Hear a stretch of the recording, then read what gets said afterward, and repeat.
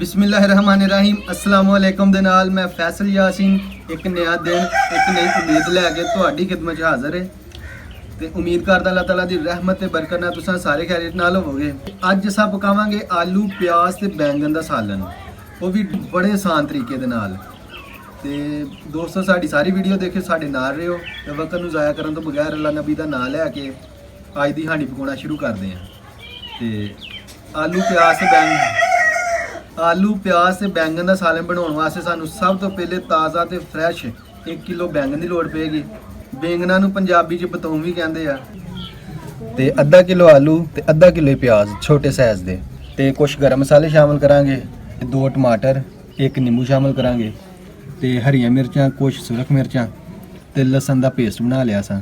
ते असां शुरू ते आयल भी शामिल करांगे। बिस्मिल्लाह दी बरकत। सब तो पहले बतौआं दी कटाई कर लांगे। बिस्मिल्लाह दी बरकत।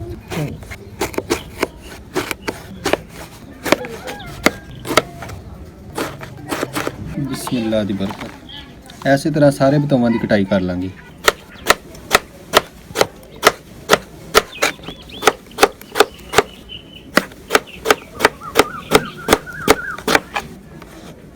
बतौआं दी कटाई हो गई है, इनू हुण असां अच्छी तरह धो लांगे।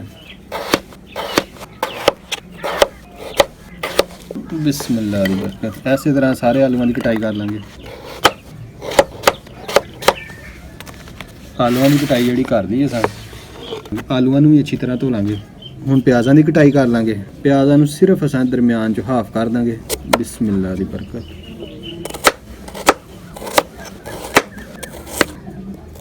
तुहानूं अजीब लगदा होएगा प्याज किस तरह कट्टने, लेकिन एक दफ़ा ट्राई करके देखियो, तुहाडे मूँहों लथ के ते फिर दस्सियो।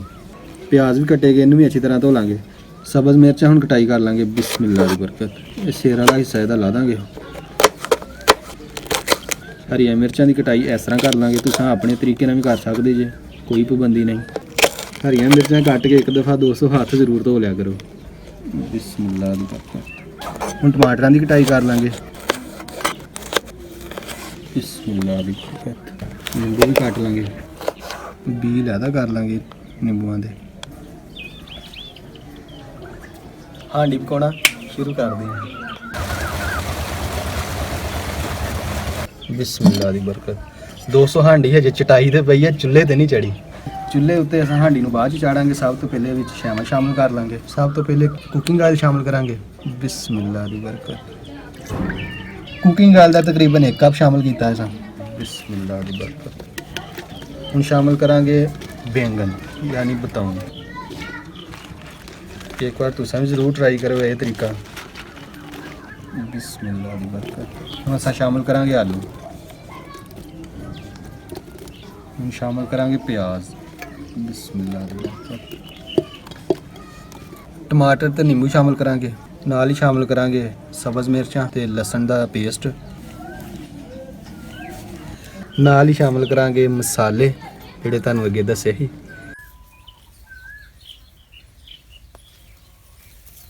तुसां देख सकदे हर शै हांडी दे विच शामिल। हांडी नूं चढ़ा लांगे चुल्हे ते। बिस्मिल्लाह दी बरकत। हुण थोड़ी क देर बाद असां इन्हां सारी शैवां नूं हिलावांगे।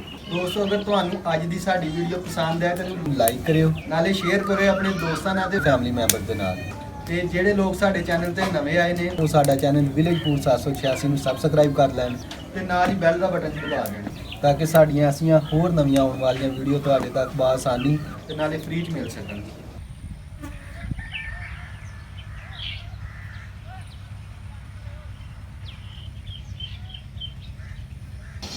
बिस्मिल्लाह दी बरकत। सारी शैवां नूं अच्छी तरह मिक्स कर लांगे।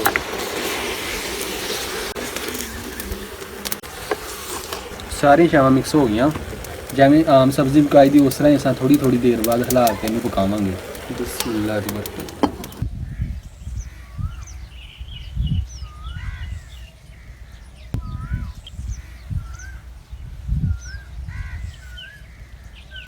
बिस्मिल्लाह दी बरकत। बिस्मिल्लाह दी बरकत। बिस्मिल्लाह दी बरकत। ज़बरदस्त। ਆਲੂ ਪਿਆਜ਼ ਤੇ ਬੈਂਗਣ ਦਾ ਸਾਲਨ ਜਿਹੜਾ ਬਿਲਕੁਲ ਤਿਆਰ ਹੋ ਗਿਆ। ਹੁਣ ਇਹਦੇ ਵਿੱਚ ਸ਼ਾਮਲ ਕਰਾਂਗੇ ਅਸਾਂ ਗਰਮ ਮਸਾਲਾ, ਨਾਲ ਹੀ ਸ਼ਾਮਲ ਕਰ ਦਾਂਗੇ ਸਬਜ਼ ਧਨੀਆ। ਅੱਛੀ ਤਰ੍ਹਾਂ ਮਿਕਸ ਕਰ ਲਾਂਗੇ।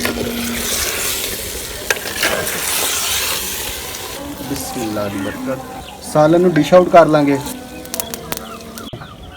ਆਖਰ 'ਚ ਥੋੜੀ ਜਿਹੀ ਗਾਰਨਿਸ਼ ਕਰ ਲਾਂਗੇ। ਲੋ ਜੀ, ਆਲੂ ਪਿਆਜ਼ ਤੇ ਬੈਂਗਣ ਦਾ ਜਿਹੜਾ ਸਾਲਨ ਬਿਲਕੁਲ ਤਿਆਰ ਹੋ ਗਿਆ। ਹੁਣ ਅਸਾਂ ਆਪਣੇ ਬਜ਼ੁਰਗਾਂ ਨੂੰ ਚੈੱਕ ਕਰਾਵਾਂਗੇ ਤੇ ਉਹ ਹੀ ਤੁਹਾਨੂੰ ਦੱਸਣਗੇ ਕਿ ਸਾਡਾ ਅੱਜ ਦਾ ਸਾਲਨ ਜਿਹੜਾ ਕਿਹੋ ਜਿਹਾ ਬਣਿਆ। ਬਿਸਮਿਲ੍ਲਾਹਿਰ ਰਹਿਮਾਨਿਰ ਰਹੀਮ।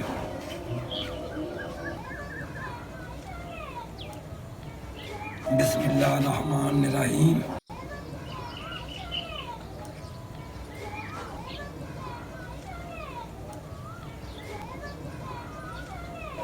ਚਾਚੂ ਜੀ, ਸਾਡੀ ਵੀਡੀਓ ਦੇਖਣ ਵਾਲਿਆਂ ਨੂੰ ਦੱਸੋ ਕਿ ਸਾਡਾ ਅੱਜ ਦਾ ਸਾਲਨ ਕਿਹੋ ਜਿਹਾ ਬਣਿਆ। ਆਲੂ ਬੈਂਗਣ ਪਿਆਜ਼ ਬਹੁਤ ਹੀ ਸੁਥਰਾ ਬਣਿਆ ਸਾਲਣ।